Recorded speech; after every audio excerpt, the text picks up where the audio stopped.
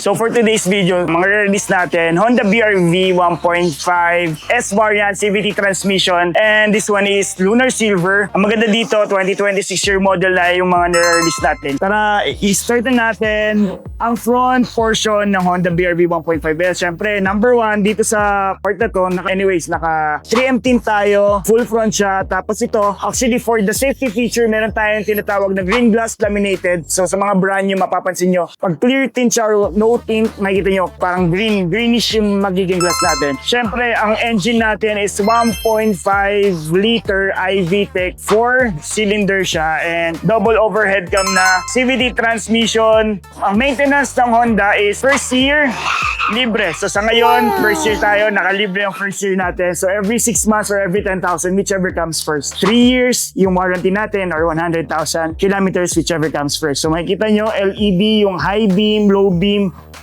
DRL, fog lights natin. Tapos even the side mirror natin sa both side is LED na rin.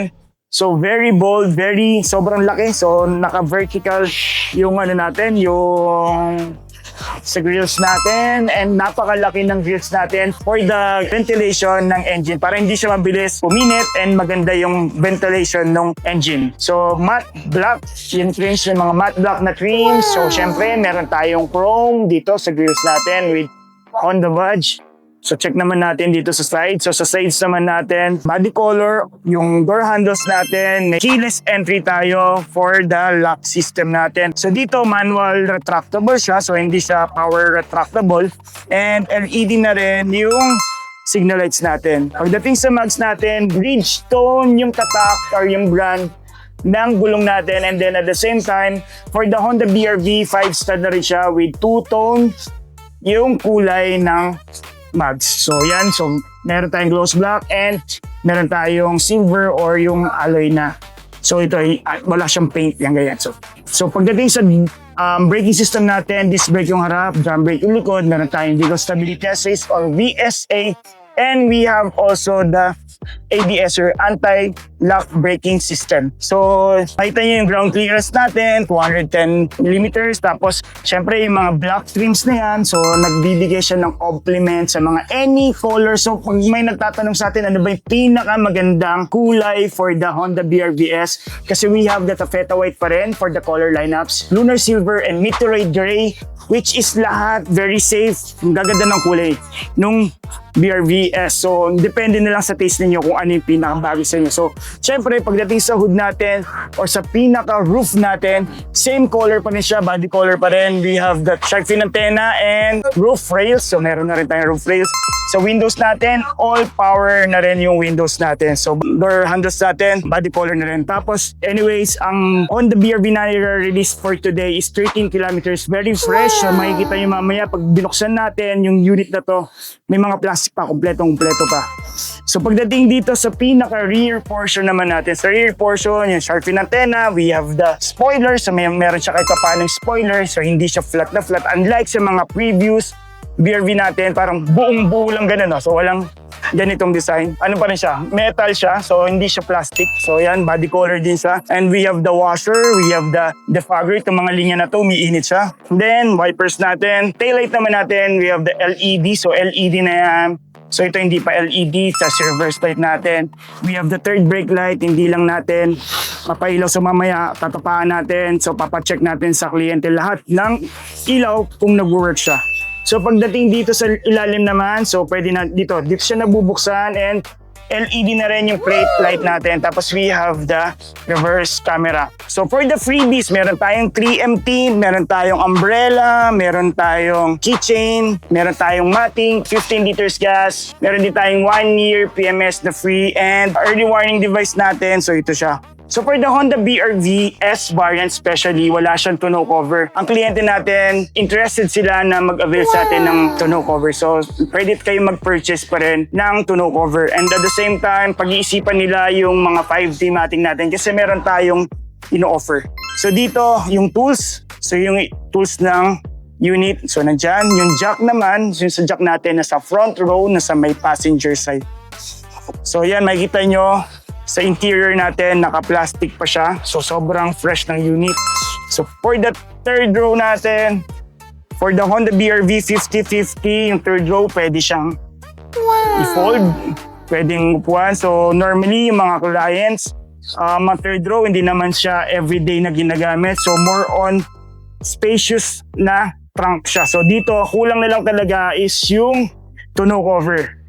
So yung reserve tire naman natin nasa ilalim, nandyan naman. So yan, Omar, pakita mo. So nandyan yung reserve tire natin. Tapos yung kliyente natin, pag-iisipan pa nilang ceramic coating and undercoating. So kung ako sa inyo, kung may budget, from the first day, protected na agad yung interior and yung under chassis na. Sa second row, wala pa siya masyadong tech dito. So syempre sa second row, we have the speaker. May speaker pa rin sa second row tayo. Tapos all power pa rin. So yung mga switch with yung door handles natin, silver, all trim, matte black siya. Tapos we have the second row vent. So ito yung pinaka-switch niya. So up to 3. Yan. So pwedeng i-off. So yan. Individual yung pinaka-switch natin. So pag hindi nyo in-off yung nasa likod, hindi siya mamamatay. Kahit patayin natin yung aircon sa first row yung switch natin. So beige yung ano natin, yung ceiling natin. Tapos yan. Yung dome light, gumagana naman. For the materials naman ng seat natin, we have the cloth or fabric. 60-40, one touch tumble. Yung seat ng second row.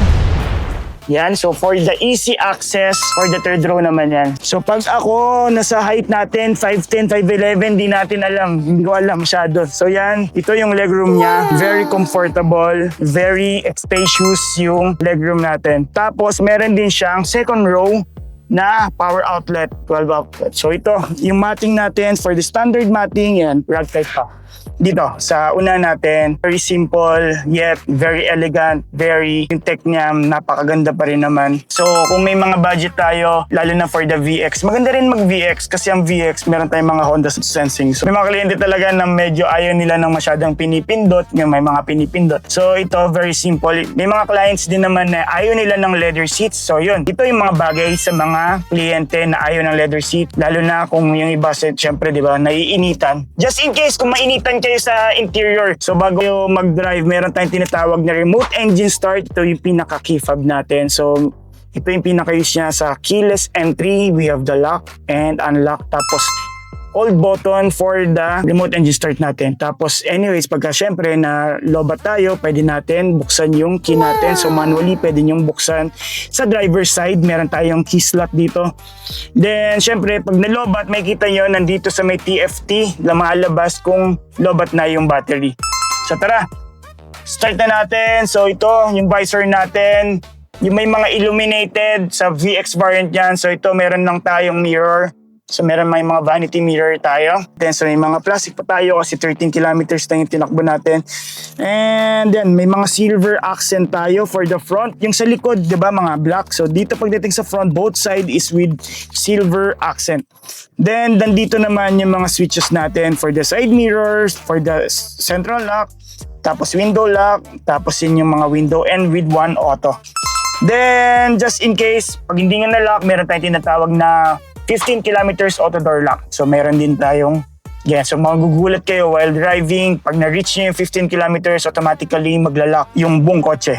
Then dito sa side, sa may left side natin, we have the button of the vehicle stability assist. And then sa lower left naman natin, yung bukasan ng gas natin and for the hood. Dito sa side na to, sa lever na to, ito yung mga switch ng lights natin. So meron tayong park light, then headlights and high beam, low beam, gumagana siya. And dito sa may part na to is yung sa fog lights. So testingin natin yung mga signal lights. So lahat naman gumagana. For the steering wheel natin, urethane yung pinaka material. So hindi siya leather, pero it feels like leather. So parang leather siya yan. Feel na feel niya. Tapos hindi siya basta-basta nababakbaka. Hindi nababakbak kahit mainitan yung kotse niya. Then we have the audio controls dito sa may left side. So may mga source kung gusto niyo mag FM, AM, USB, and Bluetooth. We have the Bluetooth hands-free. Tapos dito naman may SRS airbags tayo, dual front. So meron tayong driver side and meron tayong passenger side. Tapos syempre meron din tayong dual na side airbags sa front natin. Pagdating naman sa adjustment dito sa steering wheel natin, so nag-tilt siya without telescopic. So, tilt pa lang siya. So, dito naman sa side, ito naman yung sa may wipers natin, front and back, and even sa washer, dito rin siya. So, syempre, push start tayo. Naka-push start button tayo. Kahit entry level or S variant, yung kukunin natin. Feels like ano pa rin siya, top of the line actually.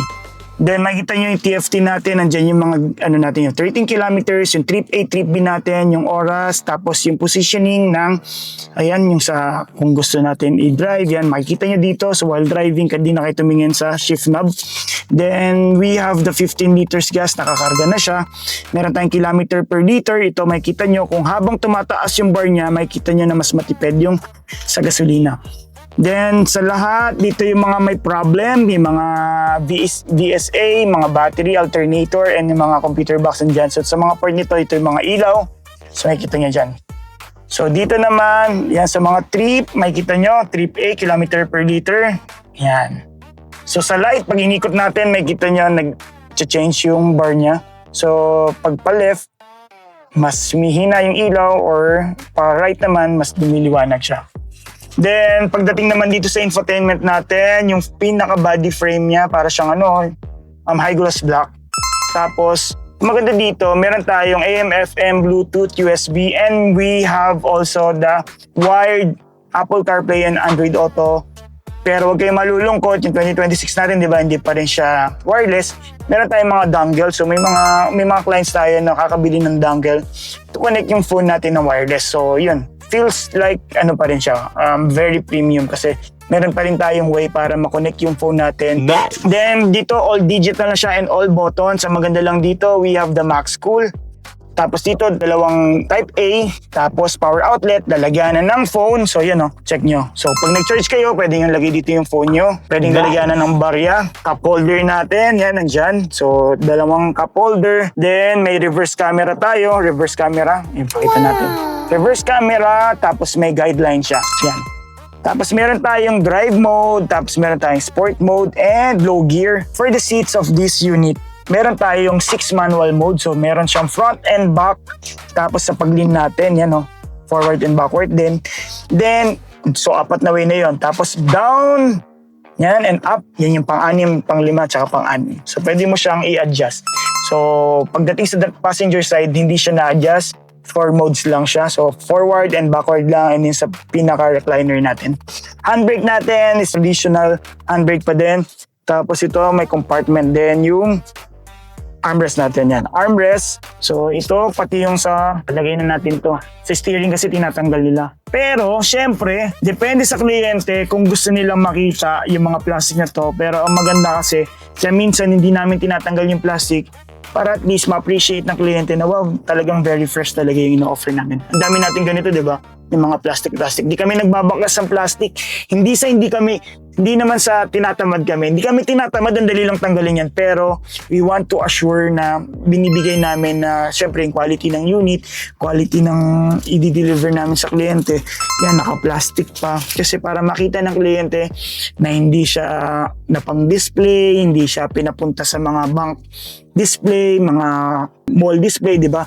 13 kilometers, very fresh, guaranteed na guaranteed siya. So ano pang gagawin natin? Siyempre mag-subscribe kayo kasi node kayo ng node, hindi na naman kayo nakasubscribe, di ba? Subscribe, like, share, tapos tawagin na natin yung kliyente, turn over na natin to. Kasi di-deliver pa ni Alex. Shoutout kay Alex, maraming salamat. Si Alex kasi yung kasama natin sa Honda Pasig, tapos nandito na siya sa may Green Hills. Siya yung mag-deliver, siya yung bahala, siya yung nakatoka ng deliver natin. Tara, samahan niyo ako, deliver natin to.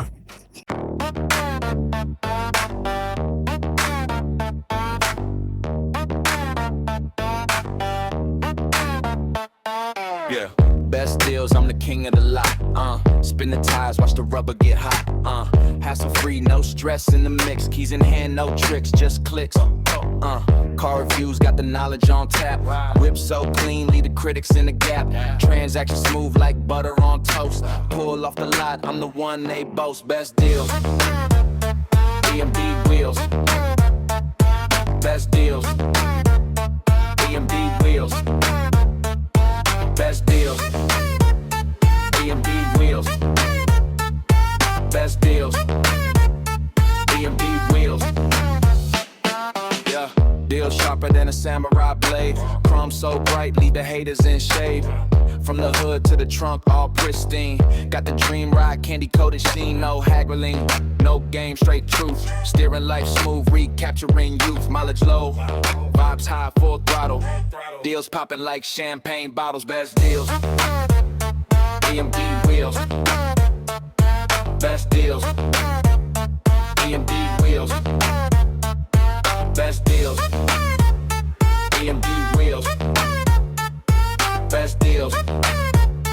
EMD wheels.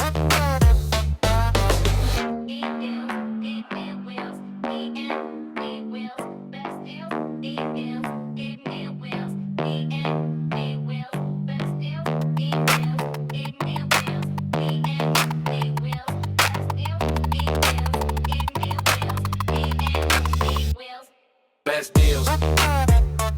EMD wheels. Best deals. EMD wheels. Best deals.